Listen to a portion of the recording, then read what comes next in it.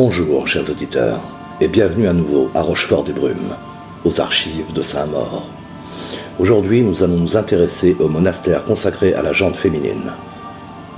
Nous allons également exhumer un cas oublié, celui de sœur Claire-Marie, un cas particulièrement malsain et diaboliquement mystérieux. Les monastères de nonnes remontent au 1er siècle du christianisme. Leur origine est souvent attribuée à la montée de l'ascétisme chrétien.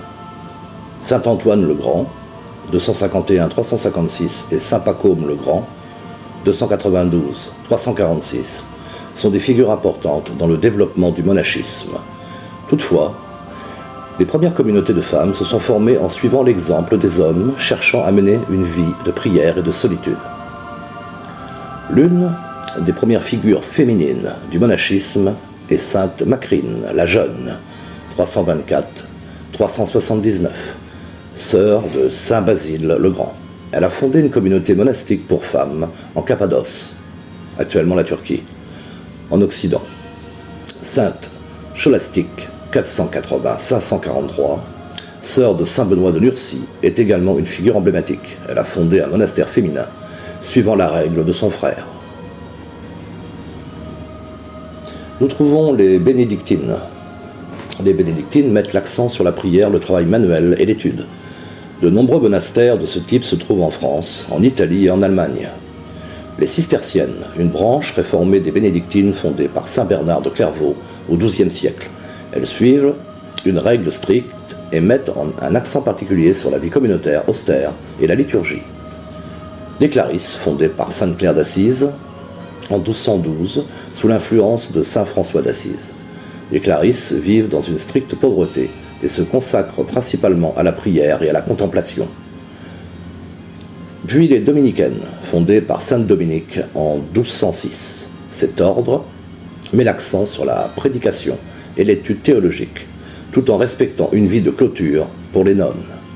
Les carmélites, issus de la réforme du Mont Carmel au XIIe siècle. Les carmélites déchaussés, réformés par sainte Thérèse d'Avila, sont connus pour leur vie de prière et de silence. Les monastères de nonnes se consacrent principalement à la prière liturgique, au travail manuel, comme la production de textiles, l'agriculture, la fabrication d'hosties, et à l'accueil de pèlerins et de retraitants. Les nonnes suivent un emploi du temps strict, rythmé par les heures canoniques, des moments de prière collective et personnelle. Les monastères de nonnes ont joué un rôle crucial dans la préservation de la culture et de l'éducation en Europe. Ils ont été des centres de copie, de manuscrits, d'éducation des jeunes filles nobles, et ont souvent servi de lieu de refuge pendant les périodes de troubles. Ces monastères de nonnes ont une longue histoire riche et variée, jouant un rôle important non seulement dans la vie religieuse, mais aussi dans la préservation culturelle et l'éducation en Europe. Leur influence continue à se faire sentir aujourd'hui, tant par leur héritage spirituel que par leur contribution à la culture et à la société.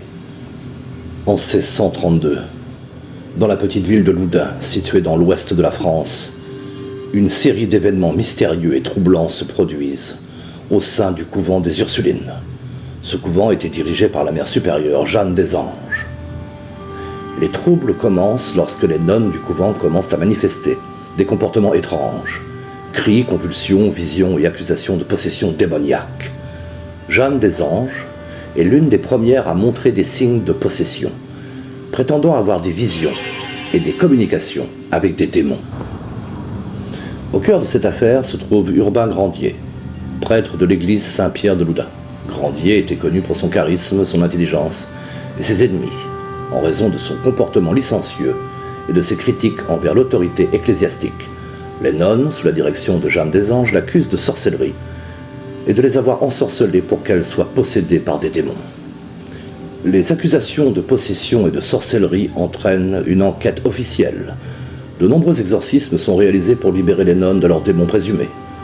Les scènes d'exorcisme attirent une grande foule, augmentant la notoriété de l'affaire. Les autorités locales et religieuses prennent les accusations très au sérieux, et un procès est organisé. Urbain Grandier est arrêté, torturé et jugé pour sorcellerie. Malgré sa défense et le manque de preuves concrètes, il est condamné à mort. En 1634, il est brûlé vif sur le bûcher à Loudun. Les témoignages des nonnes et la pression des autorités locales, désireuses de se débarrasser d'un personnage controversé, jouent un rôle crucial dans sa condamnation. L'affaire des possessions de Loudun a suscité un grand intérêt et de nombreuses interprétations au fil des siècles. Certains y voient un exemple de manipulation politique et religieuse, notamment un cas de psychose collective.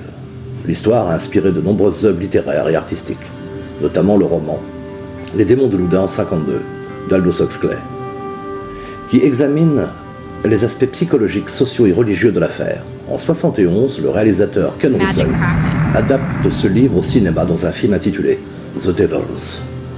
L'histoire des possessions de Loudun reste l'un des cas les plus célèbres et les plus étudiés de possessions démoniaques dans l'histoire européenne, mêlant intrigues religieuses, politiques et sociales dans un contexte de superstition et de tensions religieuses. Cette histoire, bien que célèbre, n'est pas unique en son genre. De nombreux récits demeurent inconnus du grand public. L'affaire Claire-Marie, par exemple, la nonne diabolique, se distingue par son atmosphère de suspense et d'horreur insoutenable. Imaginez, si vous le pouvez, les couloirs austères d'un monastère ancien où les ombres chuchotent des secrets oubliés et où chaque écho évoque des cris d'agonie. Dans ces lieux empreints de mystère, les nuits sans lune, éclairées seulement par la faible lueur des chandelles vacillantes, les murs, témoins silencieux de siècles de prières, semblent suinter d'une malédiction impalpable.